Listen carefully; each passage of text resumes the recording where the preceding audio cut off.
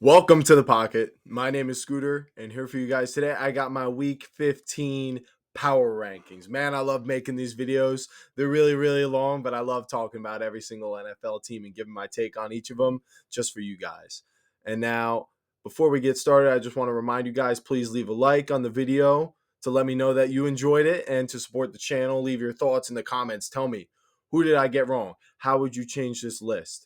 And then, if you aren't already, please subscribe so you don't miss another upload. Later on this week, I'll be coming out with my Giants Week 15 preview, and I'll also be coming out with my Moneyline picks for all the games this week. Thursday night's game will be released on Instagram at the_pocket_NFL. So let's get into it. My list for this week, starting off with the bottom feeders. We're going to kick it off with the New York Giants, who are now 2-11. Man, bad teams, they just find a way to lose. It's plain and simple, right? I mean, it would have been kind of a crappy 14-14 overtime that actually could have really shaken things up. I mean, it could have been decided by a field goal, but I'm willing to bet that it actually would have ended in a tie based on the way both of the offenses looked. But for those of you who don't know, the Giants, although they struggled the entire game, were able to get into field goal position down 14-11 at the very end of the game, and they lined up to kick the field goal. And the Saints defensive lineman Brian Brees was able to get over the Giants guard and block the kick, sealing the game. So since the Saints won, instead of being 3-10 or 2-10-1, the Giants are 2-11, tied for last place in the NFL. Due to strength of schedule, they currently hold the number 2 overall pick in the draft, and man, they're going to need it, whether they go quarterback, Travis Hunter, or they trade down. They're going to need that pick. That's really all there is to say about the New York Giants. My New York Giants, my rated worst team in the league. Now, coming up next, we have number 31, the Las Vegas Raiders. They're also 2-11, but due to their strength of schedule, they actually hold the first overall pick. And for those of you who don't know, when teams are tied at the end of the season, the way they decide who gets the first overall pick is whoever had an easier schedule with the same record is objectively a worse team, right? So they end up with the higher pick. So this Raiders team, now they're down to Desmond Ridder. Aiden O'Connell went down this week, and he was bad in Atlanta. Obviously, I'm rooting for him, right? I don't really root against any of these NFL players. You know, I want them all to go chase their dreams, but Desmond Ridder just hasn't had a great start to his career. So based off of that and the fact that the Jaguars won, they had to come down. But yeah, there's really not too much to say about the Raiders. We know Brock Bowers is a beast, but other than that, they're really not working with too much.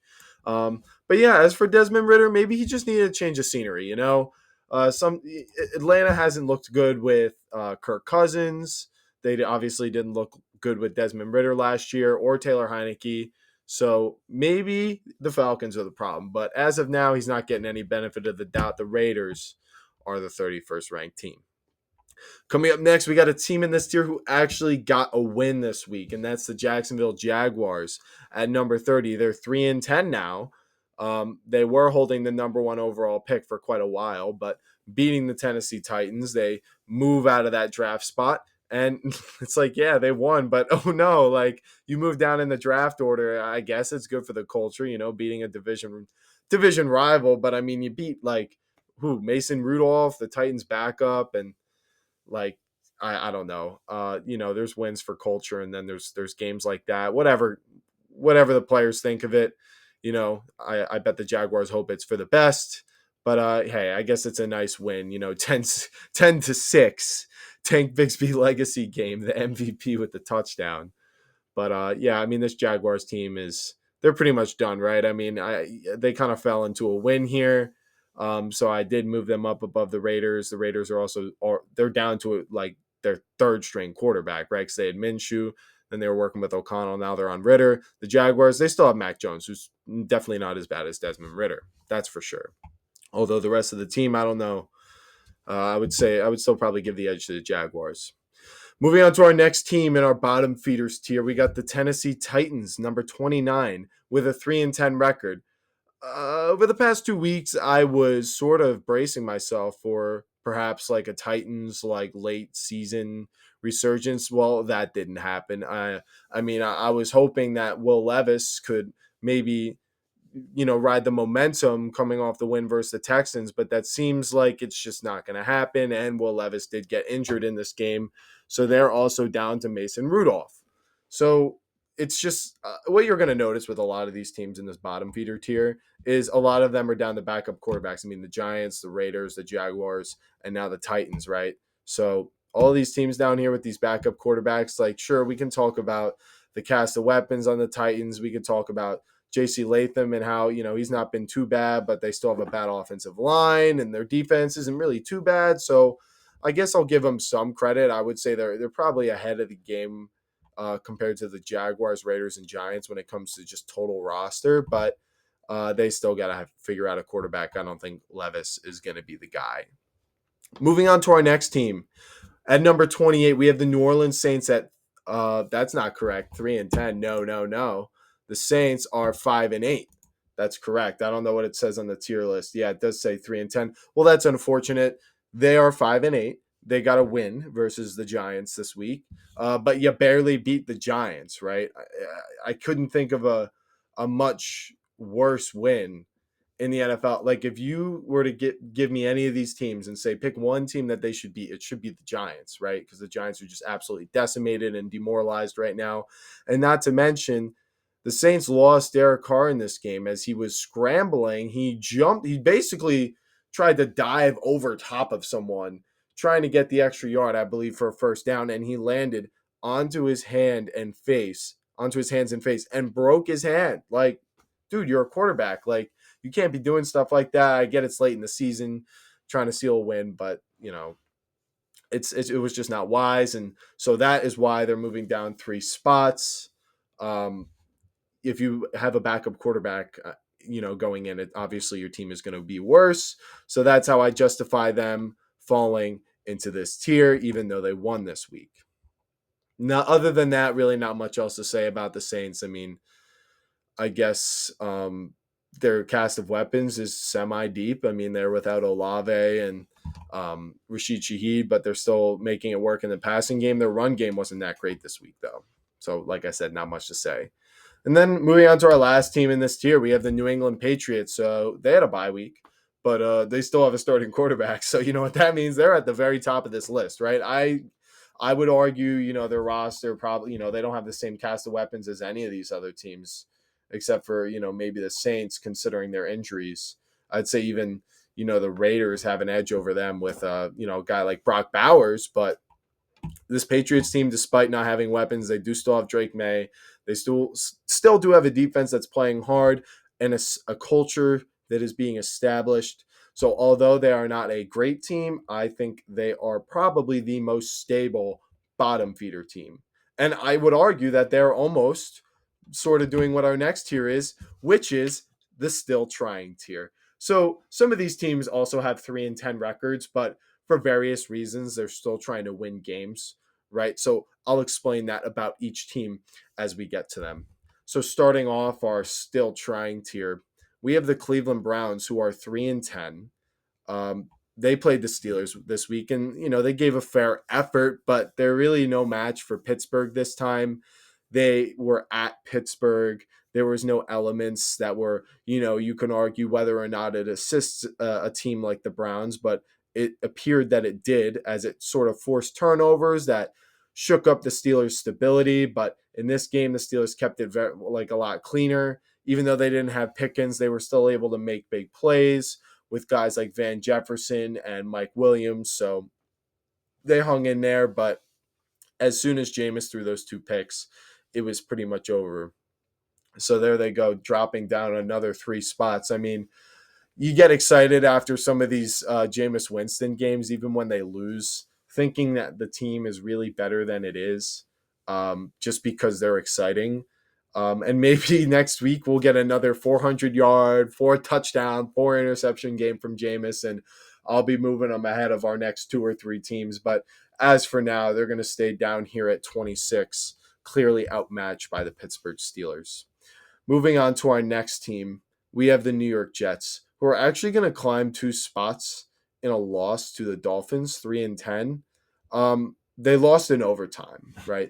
The Dolphins, they were able to get the ball, and they basically used Jonnu Smith, who had done pretty much nothing the entire game. They threw him like 2 or 3 screen passes, and once they got into the red zone, from about 10 yards away, Jonnu ran like a crossing route all the way across the field, and Tua dropped it right in there for the touchdown. So that was the end of the game.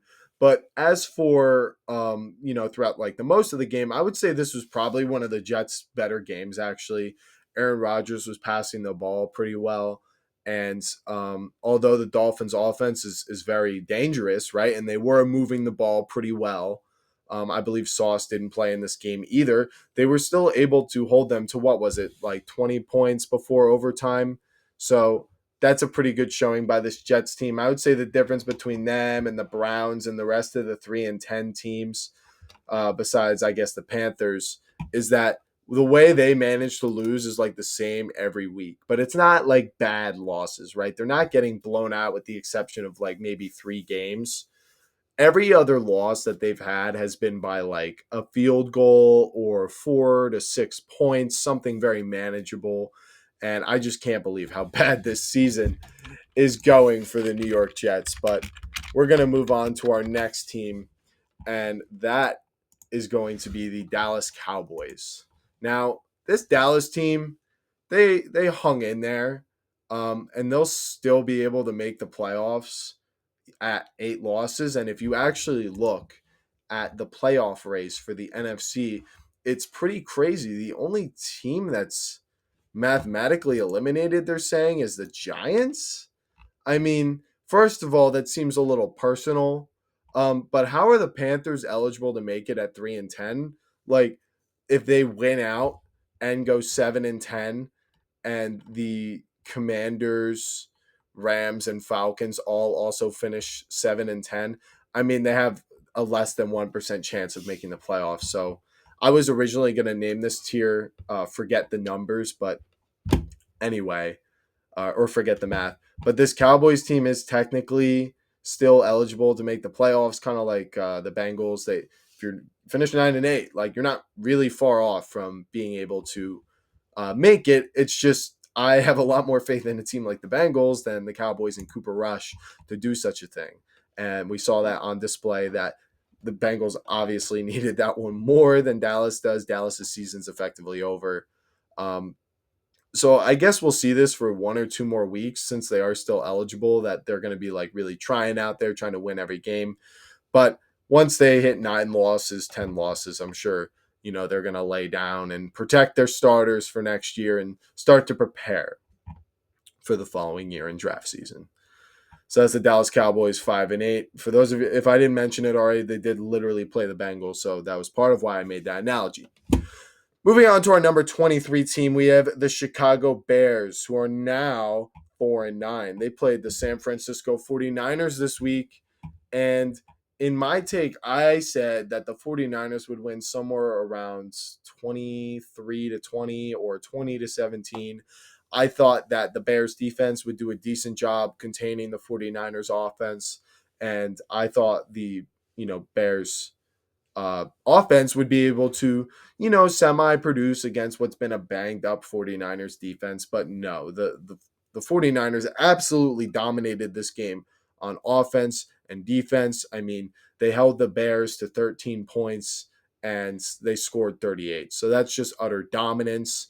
And it really just goes to show that, like, obviously they were outcoached and outtrenched. Usually when you see a blowout loss, when the teams are semi-comparable in talent, right? I'm not saying the Bears are anywhere close, right? But the 49ers offensive line is not great, especially without a guy like Trent Williams. And the Bears, they have weapons. They have Caleb Williams, right? And they have a great defense. So they're a talented roster, but obviously they fired their coach in the middle of the season. Things weren't working out, and they're still trying to figure it out. Whereas the 49ers have been established for years. They know their scheme in the trenches, whereas the Bears do not. And because of that, they were no match. So for those of you who don't know, for fantasy, George Kittle went absolutely nuts in this game. I think he had like 120 receiving yards on like 4 catches in like the first like maybe 25 minutes. It was pretty crazy. Patrick Taylor and Isaac Grendo ran all over them. It was just embarrassing day to be a Bears fan. I'm not a Bears fan, obviously, but yeah, I was just saying. Moving on to our next team, number 22, we have the Carolina Panthers. And man, did they have an interesting week or what? They played the Philadelphia Eagles, right? And if you don't know, the Philadelphia Eagles were 10-2 heading into this week. They're a top 5 team, if you ask anybody. This Panthers team, they were 3-9. And early in the season, they were viewed as the worst team in the league in their own tier. But what I got to say is this is one of the best losses of the year. They really contained this Eagles offense to 22 points. I mean, that's pretty wild, right? Considering where the Panthers started, letting up 40 in the first 2 weeks of the season. Really reminds me of, and I think I made this comparison um, maybe when it was last week or whatever. Maybe it was the preseason. But Brian Flores' Dolphins. One year they started and it was Lamar Jackson's MVP season. And I think they played week 1 and the Ravens beat them like 42-0 or something. And halfway through the year, it was the same story. They were like obviously the worst team in the league. But as they started to figure themselves out, they got Tua in there. They started winning some games, right? And looking a lot better and looking like the culture was getting there. And I see the same thing with this Panthers team. All of the investments, offensively and defensively, last year, selling out to get Bryce Young, this offseason, using a bunch of draft picks, trading away Brian Burns to get a bunch of young offensive players to help him, it's worked, right? The offense in this game just barely missed a go-ahead touchdown, but I guess, yeah, he was a first-round wide receiver, 32nd pick or so. Xavier Legette dropped it. He was running what looked like, say, a skinny post or a seam route. Bryce Young threw the ball to the inside leverage. Legette had separation. So all he had to do was catch the ball and roll into the end zone. And as he's, leaning inside and gets his hands on the ball, he pulls it back into his chest, loses control, ball hits the ground as he does, and it was incomplete. I think that was on a third down or a second down, and the Panthers still had a shot, but I think that was their shot very clearly.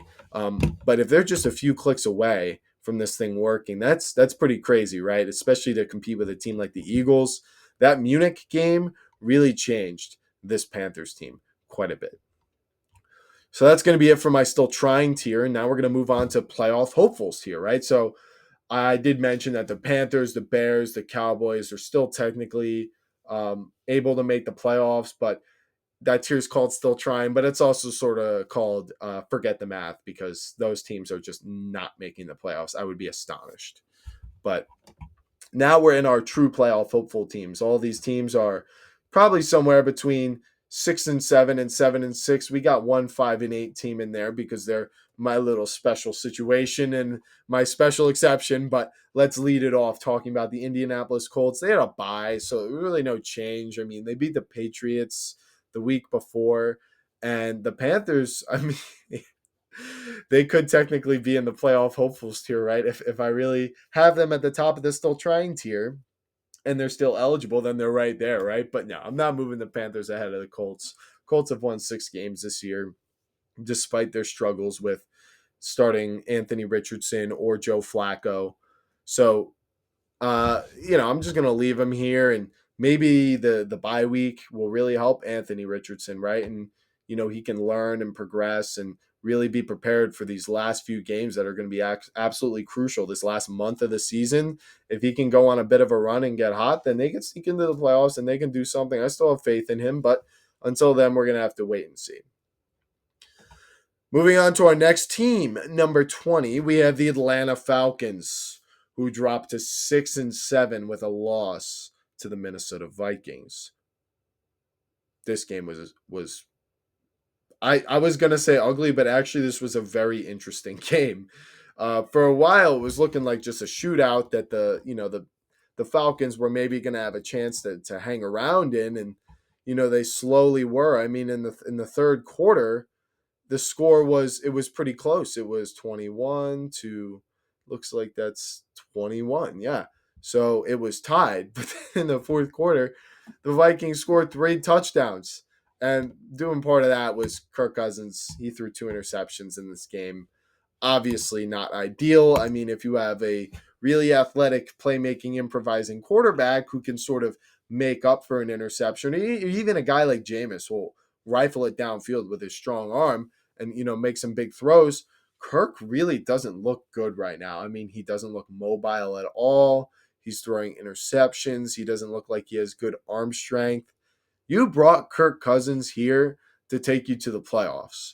And I like Kirk Cousins as a player and as a person. I got a lot of respect for him.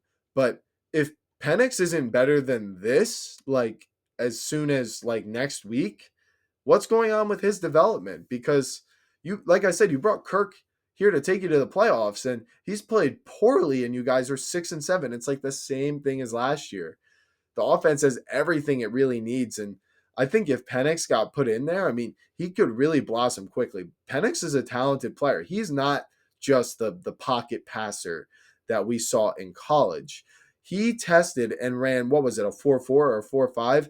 I understand he's had a lot of lower body injuries and you don't want him running that much. And, you prefer quarterbacks to look pass first, but he can move too, right? And Kirk cannot do that. So with everything he needs in this offense, I think it's definitely time to consider Penix, because if you lose one more game, your ceiling is 9-8 for the rest of the year. So maybe it's a little too late, but I would assume if they miss the playoffs next year, Penix is going to start. And by the way, Kirk is having a statistically bad season as well. He has 3,400 yards, which isn't too bad, but he's got 17 touchdowns. Okay, maybe it could be a little better, but 15 interceptions. Man, that is bad for someone who's supposed to be a quarterback with a high IQ. Even Rodgers is looking better at this point coming off the Achilles, and I understand it was earlier in the season, but I don't know if Kirk is going to heat up in time if that's the case. Moving on to our next team, our 5-8 special guests in our playoff hopefuls tier. Probably one of the only 5-8 teams I'll ever put in a playoff hopeful tier list of power rankings. But they barely won and barely covered the spread against the Cowboys. They're really only getting a +1 because the Falcons dropped below them, and I think that's warranted. But they got moved on defense by a Dallas offensive line that I'm pretty sure Zach Martin wasn't even playing. They had some backups in there, and it's just not enough to move up any more than one spot. Like I said, I already allowed them to jump the Falcons, but that I'll also say it's definitely not enough to move them down. Right? I do think they are better than the Colts and the Falcons. Right? And even though the Colts have a much better chance of making the playoffs with only 7 wins, that's only one game, right? If the Colts lose 2, the Bengals win 2, now the Bengals are ahead, right? And you'd be crazy to say that that's not a possibility. So I'm going to continue to have my faith in the Bengals until they hit 9 losses, and then they will be in the still trying tier, but they will be at the very top of that tier if that is the case. But Burrow and Chase is still very real. Good for you if you picked either one of them in fantasy. Moving on to our next team, we have the Miami Dolphins, who sort of similarly to the Cincinnati Bengals, due to one reason or another, their season hasn't really gone their way. Early on, Tua got injured, and their offense was just anemic. I mean, Tyreek and Waddle would combine for 50 receiving yards each week. It was just absolutely disgusting. They couldn't find anyone to run this offense, even close to the way Tua ran it. So a lot of respect to Tua for really proving that, even if he's not the most talented guy, that he has worked very hard to understand and perfect this system to the best of his ability. And it's certainly been something this team missed. Look at them now. They're 6-7. They did beat the Jets in overtime this week. I kind of already talked about Jonnu Smith and how he had that basically game-winning drive and touchdown catch. The Jets have played better against their division this year. So if you're kind of looking at this game and saying oh, you barely beat the Jets and that's not really that great of a win. Well, you're right. But the Jets, I would say, have played their division much closer this year, including the Patriots, right? They lost to the Patriots, but they beat them pretty well the first time they played them. And the Jets have played pretty closely against the Bills as well. If it wasn't for the most penalties and missed field goals I've ever seen they probably could have won that game. So this, beating the Jets is not like an easy task. You just have to allow them to do it to themselves, right? Which means you can't make a lot of mistakes, which the Dolphins must have made some to get to overtime, but they made it right, and they scored to get the win. So this Dolphins team get to about 500, and I'll actually consider them as a playoff contender, to be honest. But they still have that cold weather problem, and I'm not sure if I would even move them up at that point. Might be a little too late for them. I have a feeling they're going to need to be a team in the future to get a 1 seed or something if they really want to try to win a Super Bowl. Moving on to our next team, number 17, the Tampa Bay Buccaneers, below average at 7-6. Not really. This is just a tier where you're going to have a lot of teams that they're fighting, they're battling, and I got some teams with worse records ahead of this Bucs team, so it's very, very confusing. But it really is all about who I think is the best team in this tier, because they all have a chance to make the playoffs. If you're all pretty close to 500, there's really no point in trying to order them based off of record, because that would just be, Bucs, 49ers, Cardinals, Dolphins, Falcons, Colts, Bengals. Like, I don't, it doesn't make sense to me. But this Bucs team this week, another average week. I mean, they beat the Raiders by 2 scores. Okay, you get to stay where you are. You did what you were supposed to do. But they did have a nice game from Jalen McMillan, their rookie wide receiver. I'd like to see more of him moving forward. They lost Chris Godwin. Fortunately, they have Jalen McMillan, and I thought he was going to break out a little bit sooner than this, but it was nice to see it happen. Maybe in fantasy and underdog, if you're sort of thinking about, starting him, I would still hold off. But, for the playoffs and things like that, that is going to be very helpful for this Bucs team if they can get a second consistent perimeter wide receiver. Or, I don't think he plays in the slot. He's a big guy, but that's my take on the Bucs. I mean, I would move them up, but technically they're moving down because they got jumped by 2 teams that I had them ahead of last week. So it's not really their fault. And the next team, it is their fault.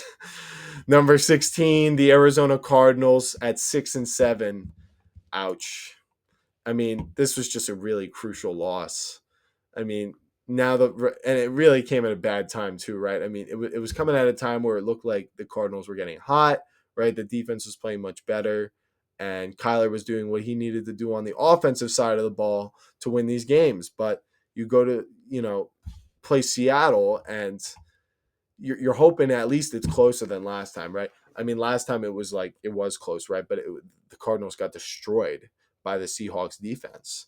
And this week they looked better, but Kyler threw 2 picks, and they were 4 for 12 on 3rd down, which is not what you need from Kyler at all. I mean, the whole point of having one of those, and I talk about Kyler's elite potential, and he really does have, I'm just going to plant my flag and say he's got it, right? But that is not it. If on 3rd down, you're 4 and 12, you are, that is on you as the quarterback, right? You are making decisions. You can't tell me that on all those plays, your dudes were covered up or you only had a second and a half to throw.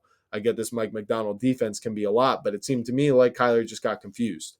Other than those negative plays, though, on 3rd down and the 2 picks, they did move the ball, but their defense just got ran over. I mean, Zach Charbonnet absolutely just dominated them. Anyone who picked him up and started him in fantasy, what a great call, because Charbonnet, one of the best running back 2s in the league, he's sort of the thunder to the lightning of Kenneth Walker, and I always thought they should use him more, but, Kenneth Walker owners don't listen to me. And I mentioned at the beginning of this explanation, the Rams and the 49ers, they look good now. And now the Rams are ahead of you. The 49ers are tied with you. You still have to play within the division. So some of them, they will get some losses, one of these teams, but the chances that you're going to climb from basically last place to, first or a wild card spot is pretty unlikely. You'd have to have a better record than the Commanders, who are 8-5 right now. And I just don't see it happening, which is really unfortunate for them. I really like the Cardinals, but it's just not their year. Moving on to our next team, we have another NFC West team, and that's the San Francisco 49ers. We just talked about this team a little bit. They're 6-7, and they have moved up 4 spots this week. By the way, the Cardinals moved down 2 spots if you cannot read or are blind and cannot see the list. Now, this 49ers team, I was pretty high on them early on in the year, and I was stubbornly holding them in the Super Bowl favorites tier.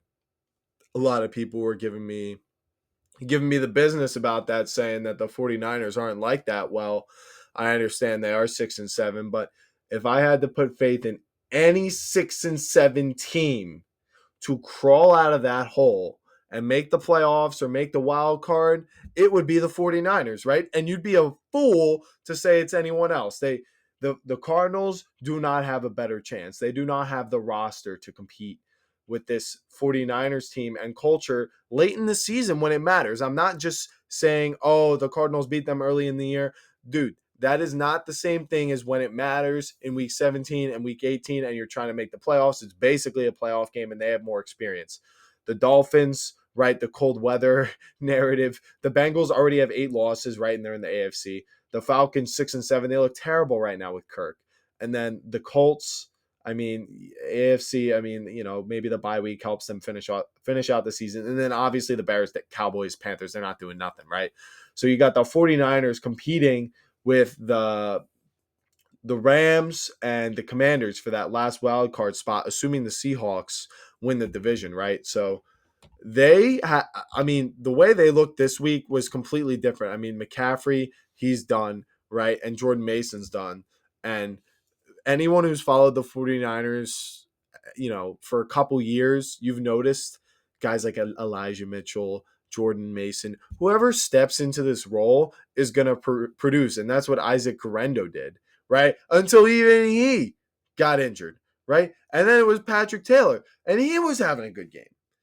Holy smokes. When are they just going to put Kyle Juszczyk back there? Come on, he deserves it. Like, let's give the fullback some love. But anyway, storming back with like another running back, like I said, and they win 38-13 against a pretty talented, bad team, as I kind of alluded to earlier, right? Like, they are bad. They don't win games, but they're talented, right? And they keep them close, and they will beat you if you let them. So it's a good win, but, now they got to fight to get past the Cardinals and the Rams. Like I said, this NFC West plays each other, for over these next 4 weeks. And it's going to be very, very interesting to see who comes out on top. Moving on now to our playoff contenders, right? We were just talking about playoff hopefuls. Now I'm talking about the contenders. Pretty much all of these teams are nearly guaranteed to make the playoffs with the exception of these first two, which have the current best chance to get that last wild card spot in the NFC.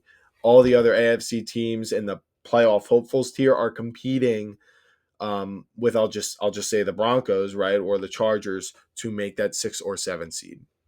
But starting things off, we got the Commanders, who are 8-5. They had a bye week and they're pretty beat up, right? Eckler might not play for the rest of the season with these concussions, and I don't have as much faith in this roster as the rest, of the teams in this playoff contenders tier.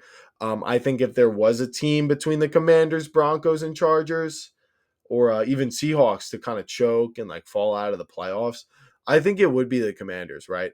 Obviously, they've been great this year. They've been a great surprise, but they don't play well against good teams. And real quick, I'm just going to look up their schedule, actually, just to see who are they playing. All right, so they're playing the Saints. That should be a win. They're playing the Eagles, right? So that's probably a loss. Then they play the Falcons, which I've been talking bad about the Falcons, right? But that's definitely a game where, if, say they get back on their feet or they start Penix, that the Falcons could get an upset, right? And they'll be desperate. They'll be trying to make the playoffs unless if they lose 2 in a row before that happens. And, after that, they have the Cowboys. That should be another win. So it's looking like 2-2.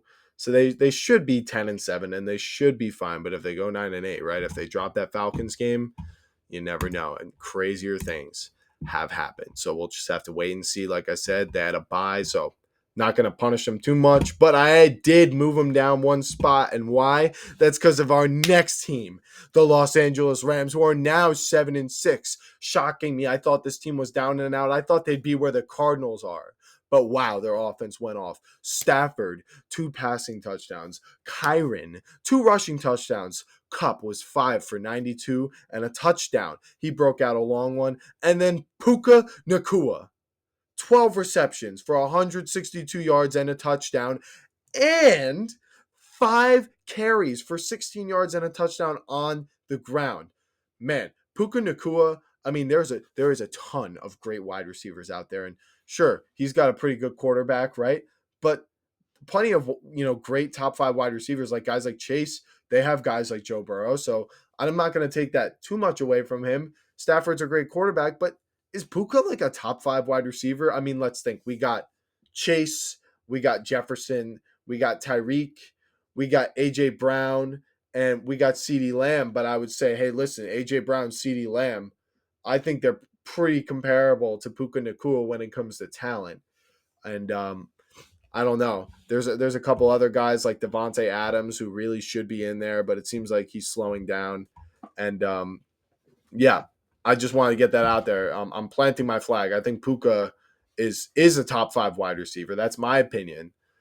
Just because you just look at the fluidity that he plays with, and it is truly incredible. The way that he's able to have body control. I feel like he catches everything. I mean, he really might have the best hands in the NFL. Really, that's what it looks like when he plays.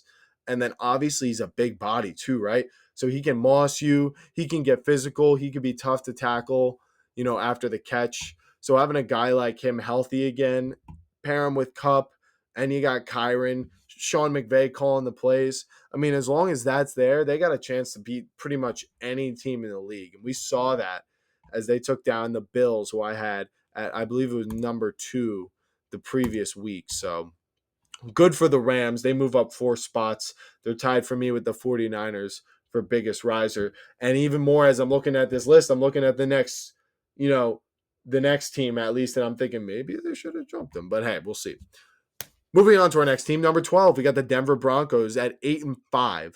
They had a bye week. Not much to say. I guess maybe Bo Nix, rookie quarterback, could take a leap after the bye week. But to me, he's already sort of proven himself. So this is only going to help, right?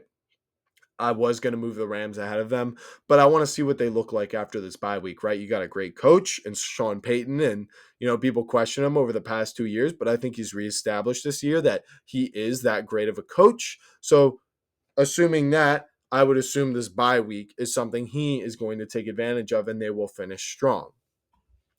Now, like I said, honestly, the Rams look better than the Broncos have already. So this is a little bit of a projection.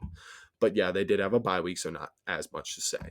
Moving on to our next team, we got the Seattle Seahawks. They've moved up 1 spot, and they've moved ahead of the Broncos. So even though I did not move the Rams ahead of them, I did move the Seahawks ahead of them because they were already there, right? The Seahawks are 8-5. They got the same record. And I'm traditionally low on the Seahawks, and it's not because I don't like them. I buy into Mike McDonald, and what a signature win for them, right? This rookie head coach obviously is no joke, and played the Cardinals twice in the past few weeks. But what ends up happening in both of those games? One's a defensive domination. The second one is a defensive domination mixed with an elite run game. In this one, you had Zach Charbonnet go absolutely nuclear, right? He had 2 touchdowns. They had 2 picks on defense, and then you also have JSN continuing to break out and lead the way for the wide receivers. So this is like a brand new team. I mean, I always used to kind of be low on the Seahawks because I'd be like, well, they got DK, they got Tyler Lockett, they got Geno Smith, and, pretty below average offensive line. So, yeah, you can win some games like that, but not much more than that. But, hey, with an elite running game, Walker and Charbonnet, I get the blocking isn't that great, but just all the weapons they have on offense. Geno, he's been pretty clutch here and there throughout the season. And obviously the defense has been playing great. So pretty impressed with the Seahawks, almost cracking my top 10. But the first team in our top 10 is going to be my next team, who's also in the playoff contenders tier, and that is the Los Angeles Chargers. Another really similar close loss to the Chiefs. I mean, I think we all, based off the last time they played, kind of saw it happening like this again. It didn't help that they didn't have Lad. They lost, obviously, by 2 points. And, you would assume that Lad McConkey would help the offense score an extra field goal or so, but it is what it is. They did contain the Chiefs' offense very well, which is going to be important come the playoffs because not only do you have the Chiefs running this sort of offense, but you also have sort of the what is it? The Bills, right? Because they have Josh Allen. They lean on him as like the main weapon. And then just sort of a collection of wide receivers, a collection of running backs, a good offensive line, a good run scheme. I mean, this is what, the Chiefs, like I said, this is what the Chiefs do. And other great teams do it. And the Chargers have proven that they will play disciplined football. They will tackle. They will play conservatively. And they will force you to beat them in a miserable way, right? By dinking and dunking and taking what's there. And it's honestly, it's a great way to beat teams with X factor quarterbacks because those X factor quarterbacks, they just want to win the game, right? They just want to make a big play. But not Mahomes, right? Mahomes is not going to let that happen. He's not going to let you get away with that. So, they played well again, but they did lose. They may surpass Houston, but this Houston regime is proven in the playoffs, and part of what goes into this list is my confidence in you to win the Super Bowl. So they're going to stay there at 10. Moving on to that next team we just talked about real quick, Houston Texans 8-5. This bye came just in time. They got some injuries that they've been dealing with on the offensive line. They had other guys who have suffered injuries throughout this year, like Nico Collins and Joe Mixon. And, they firmly plant themselves near the top of this tier because they have been to the playoffs and they have also, won a playoff game. It was against the Joe Flacco Cleveland Browns, and then they sort of were underwhelming against the one seed Ravens. But, I think we know CJ Stroud's a good player. It's not him, it's the offensive line. They had a ton of injuries, but hopefully they can get healthy and get rolling just in time for the playoffs. And now we got a new tier, right? So I kind of did this last week, but it's a new tier because I put a bunch of new teams in it. And the first new team in my Super Bowl hopefuls tier is the Minnesota Vikings. I finally am putting respect on this team's name. I mean, this Vikings team is 11-2. I get Sam Darnold's there, but yeah, I finally got to put some respect on them, right? So they played the Falcons this week, right? So there was this revenge game narrative with Kirk Cousins. And it was pretty close game until the fourth quarter. It was tied. And then the Vikings just ended up scoring 3 touchdowns. In this game, Addison went absolutely nuclear. He had 3 touchdowns, was it? And they were all like deep catches, big plays. Is he like a top 5 wide receiver too? I mean, this is sort of a similar thing with the Puka thing where it's like, there's so many, it's hard to pick from. And, you go through all the wide receiver duos and you say, okay, Puka and Cup. You say Chase and Diggs, or Chase and Higgins, excuse me. You have Brown, A.J. Brown, and then Devontae Smith. And then you have Tyreek and Waddle. So that's 4, whichever one you consider the wide receiver 2 in those rooms, it would be probably at this point Cup, Higgins, Smitty, Waddle. And, there's other guys you can throw in the mix, but Addison's ability to be not only just like a route runner who sort of gets open, but to really like go up and get the ball, or like he just really attacks the football and makes sure he comes down with it. And then when he lands on his feet, like he's fast and he's quick after the catch too. So he can finish the play and go score a touchdown. And he might not be the most physically imposing wide receiver, but neither is Devontae Smith. And we know what he's capable of, right? So we're not going to, doubt him. And a guy like T. Higgins, he's sort of like a limited sort of player in the sense that he plays more of a specific role. If you look at Addison, I would say he's more versatile than Higgins, and that's for sure. So there's definitely an argument for him to be a top 5 wide receiver just based off of how well-rounded he is. Obviously, Jefferson had a big week as well. He had 2 touchdowns, and they went in an absolute blowout. So, I mean, this defense has been pretty solid all year. The offense is really starting to get back on their feet after struggling a little bit in the middle of the season. So they enter the Super Bowl hopefuls tier, even though Sam Darnold's there. Honestly, that's the only thing I can knock. So, maybe they go on a bit of a miracle run. But moving on to my next team, we got the Green Bay Packers, who are 9-4. They're staying put, and spoiler alert, every team in this tier except for one is staying put. I almost moved them up, but they had to wait. I mean, the Steelers look too good. They still haven't really, the Packers still lost. They still had a bad quarter. That's why they lost. But how about this offense and Josh Jacobs, right? A good complement to a cast of wide receiving weapons and tight ends where you don't really have a bona fide number one, right? Because you could argue it's Jaden Reed, but he's really only like the play action, get open guy. Christian Watson sort of similar, just get him with the ball in space or try to throw him a fade and let him make a big play. And then obviously you have Dobbs, who's like well rounded, and then they have Wicks, who's a deep threat, and then they got Bo Melton, who's like the best wide receiver 5 in the NFL. And then not to mention they have Tucker Kraft and Luke Musgrave. So how do you decide like who's your go-to guy when it's 3rd and 7? Who are you getting the ball to? When it's 3rd and 4, who are you getting the ball to? Jacobs, right? Get him a screen, get it to 4th and manageable, or if it's 3rd and short, you trust that he's going to get that first down. He's like that bruising back.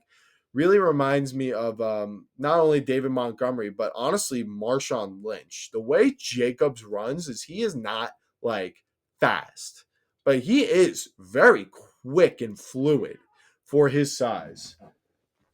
Yes, Milo? He wants so much attention, this guy. Oh my God. I've been petting him this whole time, but it's still not enough for him.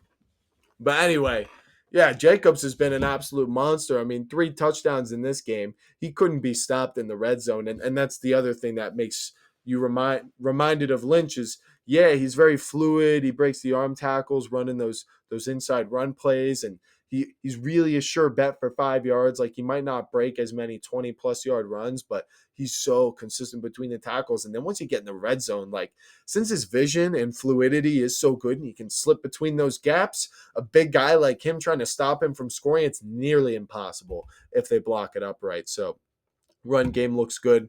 Cast of weapons is healthier. Jordan Love is healthy. Matt LaFleur is calling great plays. The defense obviously wasn't great in this game. They played the Lions, but they did get a turnover. So that's what you need from your defense. And the Packers are going to stay put here. Yes, ahead of the Vikings still. I understand the Vikings played the Lions close as well. But in the end of the day, in the playoffs, I trust Jordan Love more than I trust Sam Darnold. If I'm wrong, I will gladly give Sam Darnold his credit. I love an underdog. But right now, I'm giving the edge to Jordan Love and the Packers. And then our next team, a Super Bowl hopeful. Not a Super Bowl favorite, but a hopeful. In the middle of the list, in the middle of the tier, the Pittsburgh Steelers, 10-3. Stay the course. It took them a minute without George Pickens in this game, but Pat Freiermuth and the depth, guys like Mike Williams and Van Jefferson, guys that you've accumulated over the past year or two, finally stepping up. And you can thank Arthur Smith for that, right? I understand he's caused a lot of pain and agony for former Falcons fans or former Kyle Pitts or Drake London fantasy owners, but Arthur Smith knows how to use a very wide variety of archetypes of positions. He knows the difference between Pat Freiermuth and Darnell Washington, right? Darnell Washington is a guy you either throw him a jump ball or you just get him the ball and trust him to break tackles, where Freiermuth is more of the consistent receiving tight end. He knows Van Jefferson's a vertical guy and a decent route runner for like a wide receiver. Before he knows Mike Williams a deep threat, and so is Calvin Austin. He just knows how to use these players. And then you look at the defense.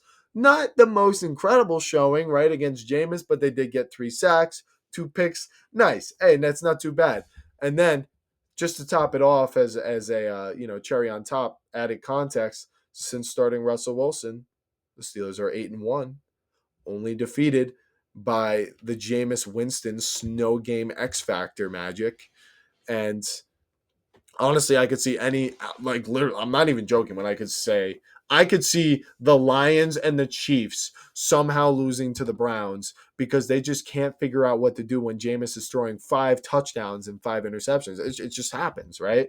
It's the same thing with like a couple teams I'll talk about, especially this late in the year. Like some of these bad teams have no chance of beating the other good teams. But the teams that are still trying, the Browns, the Jets, the Cowboys, the Bears, the Panthers, even a team like the Patriots, they can get in there and they can beat a good team. But it's just, it's kind of unusual. And, like I said, it was a snow game and things like that. So the Steelers also stay put at 6. And then moving on to our next team, a team that the Steelers actually beat, number 5, the Baltimore Ravens, who are 8-5. They had a bye week. I thought about moving them up or down, right? But it's a bye week. They really didn't prove anything. I want to see their adjustments before I move them, right? And it's been the same thing with a lot of teams. I think we know who most of these teams are, these top 7 teams. So really not as much to say, but I eagerly await to see because, they're playing the New York Giants, right? Yeah, that team. They're playing them next week, and that's it's gonna be a close. Oh my God, they're gonna massacre the Giants, and then they're gonna continue on with their season at 9-5, and they're just gonna go from there. Hopefully that those adjustments stick beyond the Giants game. Now, moving on to our next team in the Super Bowl hopefuls tier, that's the Philadelphia Eagles. They are 11-2, fighting for that number 1 seed. Right now, they are battling with the Lions and the Vikings for that number 1 seed. And the Ravens, they had a chance to surpass them, right? But they had a bye.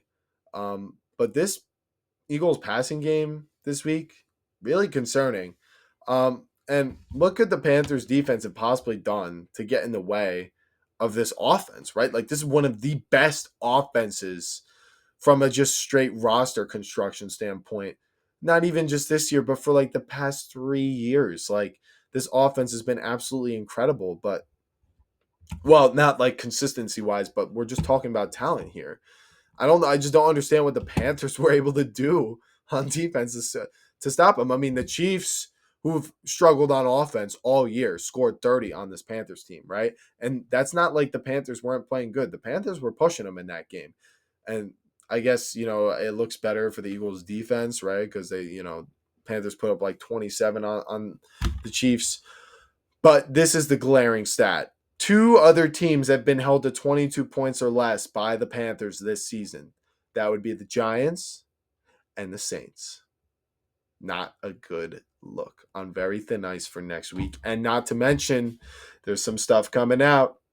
It's happening. Brandon Graham commenting on Jalen Hurts and A.J. Brown apparently are having a fight right now. Probably A.J. upset that he's not getting the ball. He does this like every year. Could this be the beginning of the locker room collapse? That remains to be seen. Then moving on to our next team, our number 3 team at the very top of my Super Bowl hopefuls, we have the Buffalo Bills. And oh my goodness, what a game this was that we witnessed between the Los Angeles Rams and the Buffalo Bills.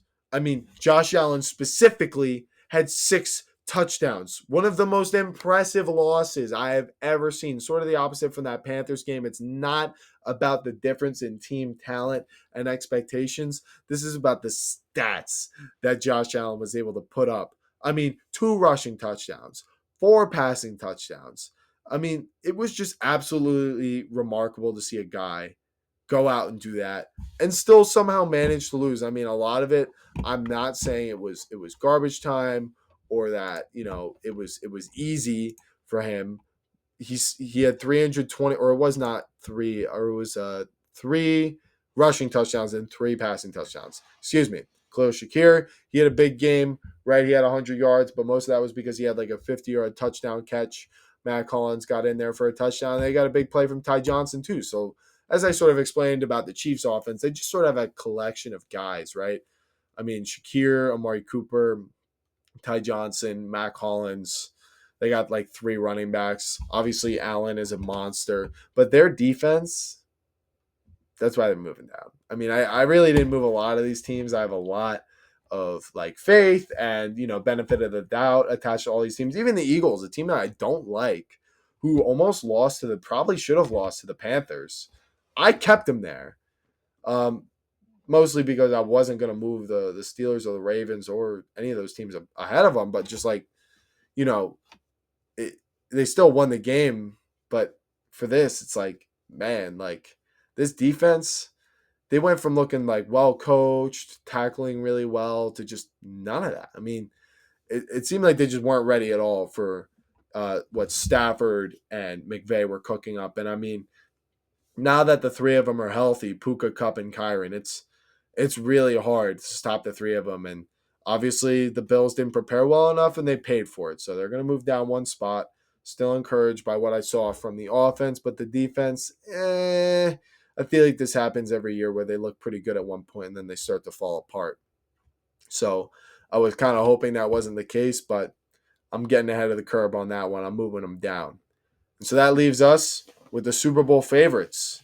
And most people probably don't want this AFC team at the top of AFC teams, but they're 12-1. The Kansas City, and they're not just any 12-1 team. They're not like the Vikings who are 11-2 with Sam Darnold. No, this is the 12-1 Kansas City Chiefs who have moved up one ahead of the Bills, even though the Bills beaten them.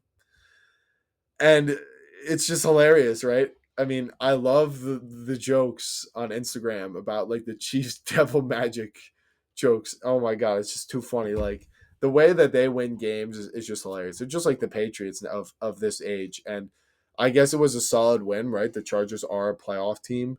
And I guess you can get such a long way, right? With just a great defense, a great coaching staff, a great offensive line, and Patrick Mahomes. When you have those boxes checked off, even though weapons are so important, it can make them not quite as important. So, right back to two. I think we all know who the Chiefs are, and if you don't think that they should be here, then oh well. But I'm like I said, I'm getting ahead of the curve on some of this stuff. I'm trying to, and as you can see, a lot of the teams I didn't move. Right, I don't think they need to move these Super Bowl favorite teams. I think I got them sorted perfectly. But this Chiefs team is I would say a tier above. I trust. Don't you trust the Chiefs more than you trust the Bills, Eagles, Ravens, Steelers with a quarterback they've had for the first time, Packers who can never play a complete game, Vikings who have Sam Darnold. I mean, they're a tier above, right? I don't think that is controversial. And like I said, they're 12-1. The only loss that they had was to a top three team, and you can't say that even about this next team.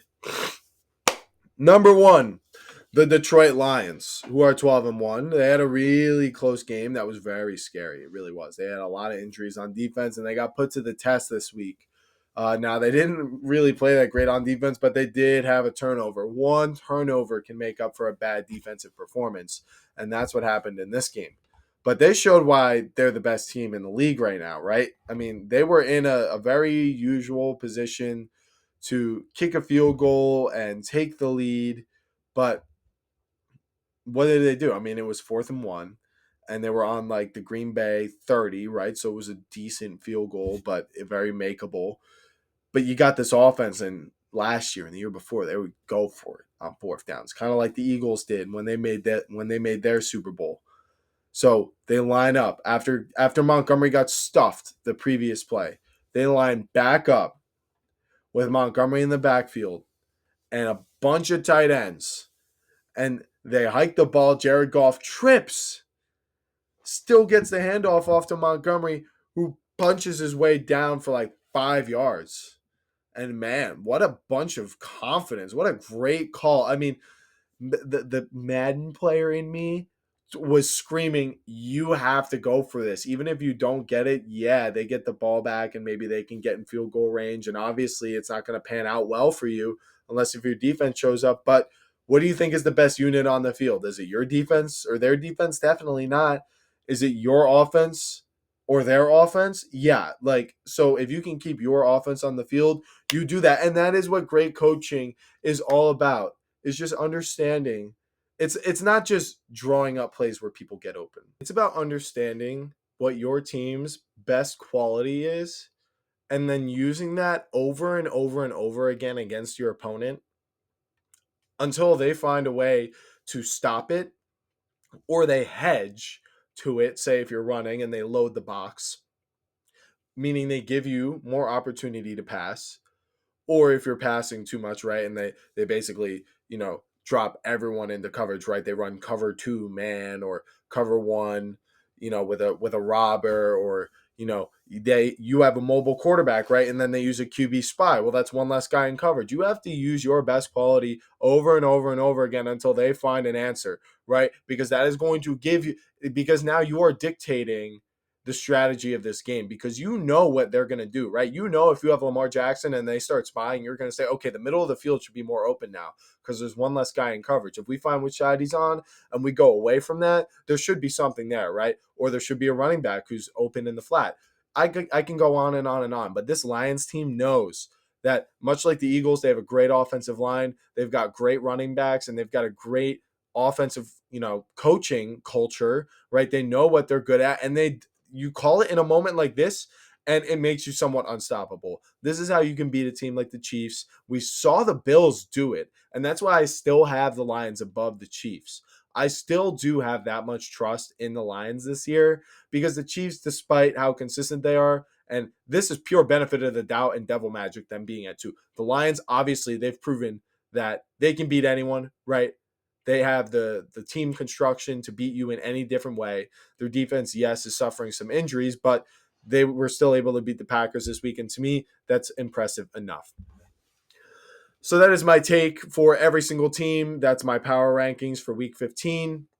And please let me know, should I have brought the Rams up above the Broncos? Should they even be ahead of the Seahawks? How impressed were you with the Rams win? And how disappointed were you in the Falcons loss and how their season's been going this year? And just the Jets, right? Because I'm, disappointed in them as well. So please leave a like on the video, subscribe if you aren't already. You'll never miss a video. You'll get my score predictions for all the games this week. That my Thursday night score prediction will be released Thursday night on Instagram at _pocket_NFL.